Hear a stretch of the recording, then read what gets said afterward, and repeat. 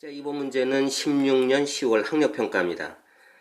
이 문제도 좀 특이한 부분이 있습니다. 왜냐하면 일반적으로 한계 반응물은 두 물질 중에, 그러니까 A 또는 B 중에 하나가 한계 반응물인 경우가 대부분이죠. 우리가 풀었었던 문제들은. 근데 이 문제를 풀어보면 주어진 조건을 해석한 결과가 동시에 두 개가 아주 짜릿하게 반응을 해서 모두 한계 반응물이 되는 경우, 좀 특이하지만 그 조건을 취급하고 있다는 데 대해서 조금 색다른 문제였었습니다. 자, 문제 한번 볼까요?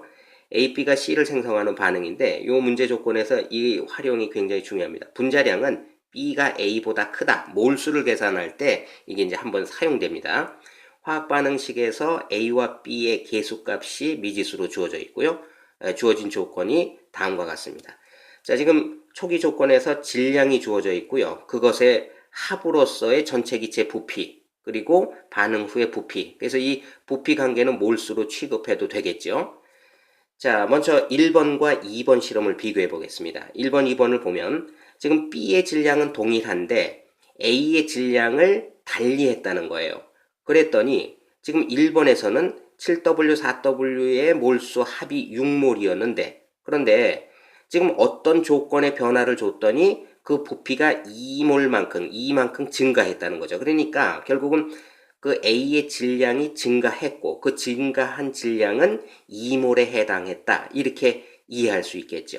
근데 더 중요한 건 반응 후에 보니까 요게 보니까 2몰의 증가가 있었다는 거예요. 그러니까 결국은 다시 얘기하면 A의 증가분이 그대로 반응 후에 축적이 됐다는 거죠.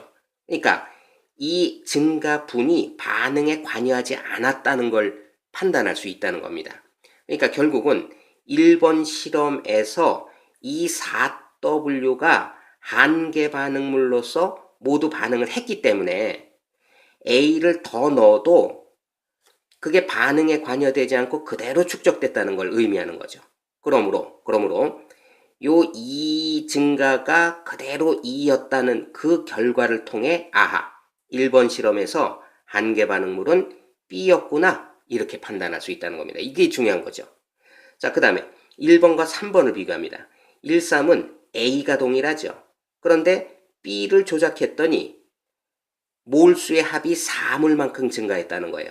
그런데 더 중요한 건 그 4몰이 그대로 축적이 됐다는 겁니다. 그러니까 결국은 이 B가 증가했는데 얼마만큼? 4몰만큼 증가했는데, 그런데 그게 반응에 관여하지 않았다는 겁니다. 그러니까 다시 얘기하면 이 1번 실험에서 이 7W가 한계 반응물이었다, 이렇게 판단할 수 있다는 거예요. 그러니까 다시 종합해보면 결국은 1번, 2번, 1번, 3번을 비교함으로써 결국 1번에서 A와 B는 모두 한계 반응물이었다, 이런 결과를 이 주어진 조건으로부터 판단을 해야만 이 문제가 풀렸다는 겁니다. 근데 이 시점에 이렇게 동시에 반응물 두 가지가 한계 반응물인 이런 문제의 유형이 이 시점에 처음 나온 거거든요. 그러니까 학생들이 굉장히 혼돈스러워하고 좀 어려워했었던 겁니다. 자, 문제 들어가 봅니다.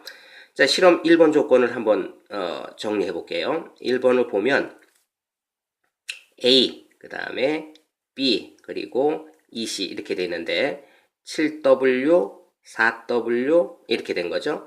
자, 우리가 분석했던 것처럼 두 가지가 동시에 한계 반응물이다. 그러므로 7W, 4W 질량 보존으로 11W 이렇게 됐겠죠. 자, 여기 반응 후에 몰수가 4몰이니까 4몰 이렇게 적으면 당연히 여기도 4자 적어야겠죠. 자, A 대 B 대 E니까 이게 4니까 요거 2A 그 다음에 2B 이렇게 되겠죠. 그대로 올리면 2A 그 다음에 2B 이렇게 되겠죠. 여기서 이제 한번 또 판단이 서야 합니다. 지금 2A, 2B가 각각 몇 몰인지는 모르겠습니다. 그런데 보니까 두 개를 합한 게 6몰인 거죠. 그러니까 요거 더하기 요거가 6입니다. 그리고 동시에 또 하나 고려할 게 분자량이 B가 A보다 크다. 그러니까 B가 더 크다는 건데 지금 질량 관계를 보면 B가 작지요. 그런데 분자량은 더 크다는 겁니다. 그러니까 요것의 몰수는 작고 이것의 몰수는 크다는 거죠. 그죠? 그러니까 얘가 2A가 2B보다 몰수가 크다. 동시에 이것과 이것을 합하면 6이 된다. 그렇죠? 그런 조건을 고려해 보면 그러면서도 동시에 A, B는 정수일 수밖에 없죠. 그죠? 정수죠. 1 또는 2 또는 이런 정수값을 가져야겠죠. 그러니까 그 조건을 충족하는 것이 어떤 조건? B가 1이고 A가 2이면 그러면 얘가 4가 되고 이것이 2가 되죠. 그렇죠? 그러므로 더해서 6이 되는 거죠.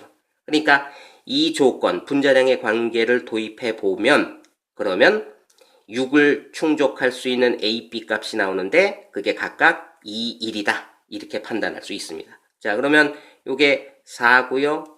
그 다음에 2고요. 요게 4고요. 그대로 4, 4 이렇게 되겠죠. 자, 이걸 가지고 이제 두 번째 실험으로 갈 수 있습니다. 자, 두 번째 실험은 이제 A, B 값이 나왔으니까 2A, 그 다음에 B, 그리고 2C 이렇게 되겠군요. 자, 그 다음에 여기는 기억만큼의 질량을 넣고 4W를 넣습니다. 자, 그 다음에 관계를 한번 정리해 봐야겠죠.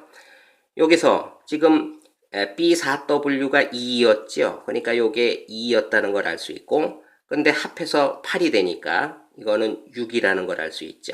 그 다음에 2대 1이니까 요게 한 개겠네요. 2, 그 다음에 4, 그 다음에 여기가 4가 되겠죠. 4 되고요. 그 다음에 요거는 한계 반응물, 요건 2 이렇게 되겠군요. 자, 여기다 이제 질량 관계 또 한번 넣어 봅시다. 4, 2, 4 그대로니까 7W, 그 다음에 4W, 11W, 11W, 그 다음에 4몰이 7W, 2몰은 당연히 3.5W, 7W, 3.5W 더하면 기억이 되겠죠? 10.5W 이렇게 됐습니다. 그죠? 자, 그럼 이제 두 번째 실험도 다 정리가 된 거고요. 자, 마지막 세 번째 실험 봅니다. 자, EA, 그 다음에 B, 그리고 EC. 요번에는 A가 7W군요. 그 다음에 B가 니은입니다. 자, 반응 조건을 또 한번 판단을 해봐야겠죠. 자, 7W가 얼마였습니까? 4몰이었죠. 그러니까 4몰. 그런데 합해서 10이다. 그러니까 6 이렇게 되겠군요. 그렇죠? 2대 1이니까 그러면 얼마가 반응을 해야 될까요? 요게 반응을 하겠네. 한 개가 되겠네요. 4, 그 다음에 반이니까 2, 그 다음에 4 이렇게 되겠군요. 그러면 0, 그 다음에 4, 그 다음에 4 이렇게 되면 되겠죠. 자, 질량 관계 또 한번 넣겠습니다. 자, 4대 2대 4니까 요거하고 똑같네요. 그러니까 7W, 4W, 11W 요거는 11W 그러면 2몰이 4W니까 4배니까 아니 2배니까요. 그러면 8W 이렇게 되겠군요. 그죠? 그럼 이제 정리가 다 된 겁니다. 요 니은까지 8W, 4W 더하면 얼마입니까? 12W 이렇게 되겠군요. 그죠? 자, 그럼 이제 질량 관계 옆에 몰수를 다 정리했으니까 이제 문제가 풀린 상태겠죠? 자, 질문 들어갑니다. 자, 기억. A는 B보다 크다. A는 2고요. B는 1이니까 A가 B보다 크다는 지문은 맞습니다. 니은. 기억과 니은의 합. 기억은 10.5W. 그 다음에 니은은 12W. 그러니까 합하면 22.5W래요. 22W라고 했기 때문에 옳지 않다는 거죠. 자, 디귿입니다. B 분자량분의 C 분자량. 분자량이라는 건 같은 몰수의 질량비. 그러니까 요거 B, C 중에 이게 4니까 이것도 4로 해볼까요? 4 하면 8W네요. 그죠? 그러면 8W분의 11W 이렇게 되겠죠? 그러니까 8분의 11인데 2분의 3보다 크다. 그러니까 2분의 3은 8W분의 12W 이렇게 되겠군요. 그렇죠?